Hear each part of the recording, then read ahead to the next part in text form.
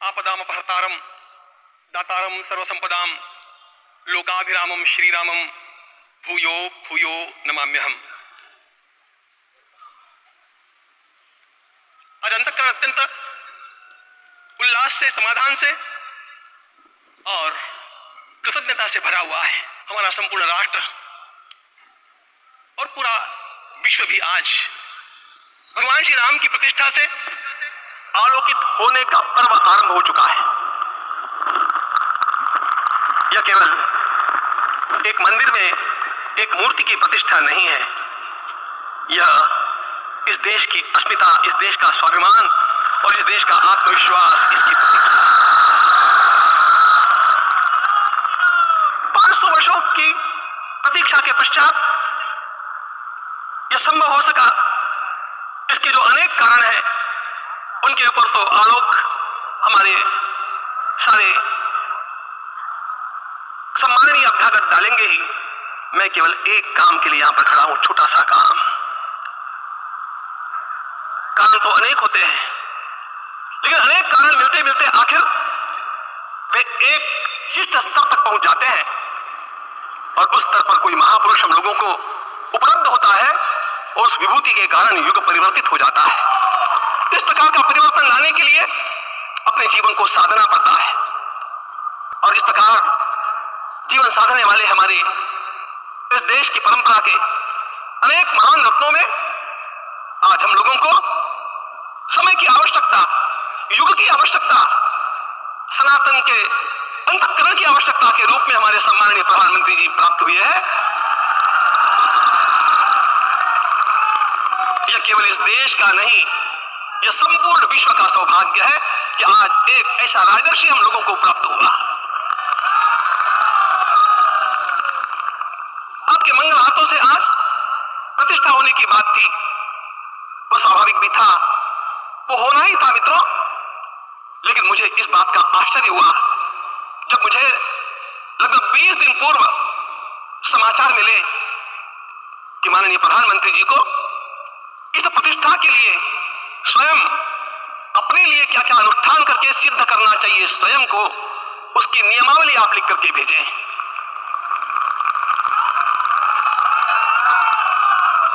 जिस प्रकार का हमारे देश का राजनीतिक माहौल है, कोई भी आकर के किसी भी समय कुछ भी कर्म करके चला जाता है, उद्घाटन हो चाहे पौधारोपण हो चाहे कुछ भी हो, लेकिन उसके लिए मैं अपने को सिद्ध करूं, इस प्रकार की भावना कहां होती है? यदि किसी ने पूछा तो मैं कहूंगा कि यहां होती है। भगवान श्री राम की प्रतिष्ठा करनी है। भारतीय जीवनादर्शों के सर्वोच्च आदर्श भगवान श्री राम है और इन समस्त जीवनादर्शों की प्रतिष्ठा करने के समान ही यहां की प्रतिष्ठा रही है। इसलिए एक महान विभूति को ऐसे लगा कि मैं अपने को भी साधूं। मैं कर्मणा मनसा वाचा, कर्म से, मन से और वाणी से अपने को उसके लिए शुद्ध बनाऊं, सिद्ध बनाऊं, और उसका मार्ग तप ही है। भगवद गीता ने कहा, यज्ञ दान तप कर्म न त्याज्यम कार्यमेव तत्। तप से ही विशेष परिशुद्धि होती है। आज मुझे आपको बतलाने समय अंतःकरण गदगद होने की अनुभूति हो रही है। मैंने तो कहा था, हम लोगों ने महापुरुषों से परामर्श करके लिखा था, आपको केवल 3 दिन का उपवास करना है। आपने 11 दिन का संपूर्ण उपोषण किया। हमने 11 दिन एक मुक्त रहने के लिए कहा था, उन्होंने अन्न का ही त्याग कर दिया। महाभारत में कहा गया है, अनशन यह सबसे बड़ा तप है, अनशन। और उसको उनके जीवन में साकार होते हुए मैंने केवल देखा नहीं, मैं थोड़ा तार्किक हूं। आपकी परम पूजनीय माता जी से मिलकर के मैंने उसको रिकन्फर्म भी किया था कि आपका यह अभ्यास 40 वर्षों का है। ऐसा तपस्वी कोई राष्ट्रीय नेता प्राप्त होना यह सामान्य बात नहीं है।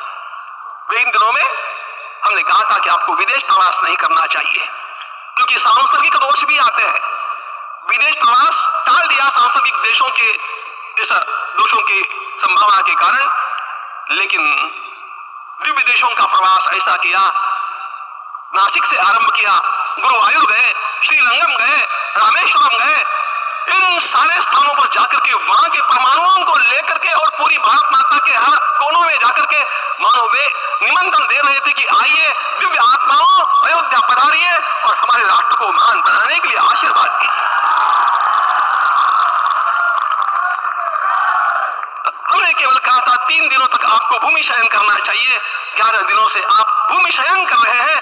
इस कड़कड़ाती ठंड में इस प्रकार का शयन करना।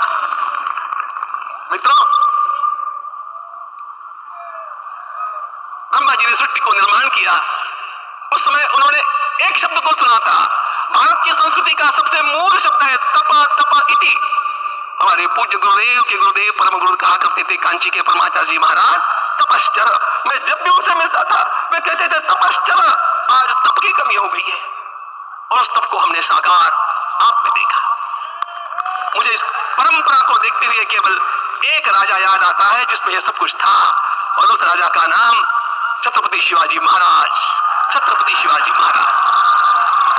मित्रों, लोगों को पता नहीं है शायद, वे स्वयं जब मल्लिकार्जुन के दर्शन के लिए श्रीशैलम के ऊपर गए, 3 दिन का उपवास किया, 3 दिन शिव मंदिर में रहे, और महाराज ने कहा कि मुझे राज्य नहीं करना है, मुझे संन्यास लेना है। मैं शिव जी की आराधना के लिए जन्मा हूं, मुझे संन्यास लेना है, मुझे वापस मत ले जाइए। इतिहास का वो बड़ा विलक्षण प्रसंग है। उस प्रसंग में उनके सारे ज्येष्ठ मंत्रियों ने उनको समझाया और लौटा करके लाया कि यह भी आपका कार्य भगवत सेवा ही है। आज हम लोगों को उसी प्रकार के एक महापुरुष ऐसे प्राप्त हुए हैं जिसको भगवती जगदम्बा ने स्वयं हिमालय से लौटा करके भेज दिया कि जाओ भारत माता की सेवा करो। तुम्हें भारत माता की सेवा करनी है। मैं अपने को कभी श्रद्धा रखने के बारे में भावुक नहीं पाता हूं, लेकिन कुछ स्थान ऐसे होते हैं जहां पर आदर के साथ अपना मस्तक अपने आप झुक जाता है। ऐसा एक स्थान हम लोगों को उच्च पदस्थ राजर्षि ने जब दिखाया तो मुझे छत्रपति शिवाजी महाराज के गुरु समर्थ रामदास स्वामी महाराज की याद आ गई।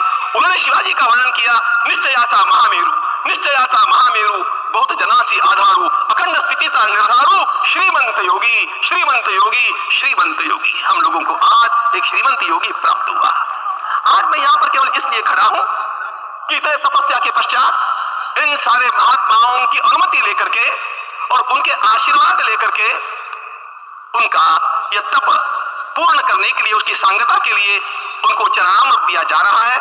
आप सबकी सहमति हो तो आप सब लोग ओंकार का घोष करके मुझे सहमति दें। उपवास पूर्ण कर रहे हैं माननीय प्रधानमंत्री जी। 11 दिवसीय उपवास को वो पूर्ण कर रहे हैं।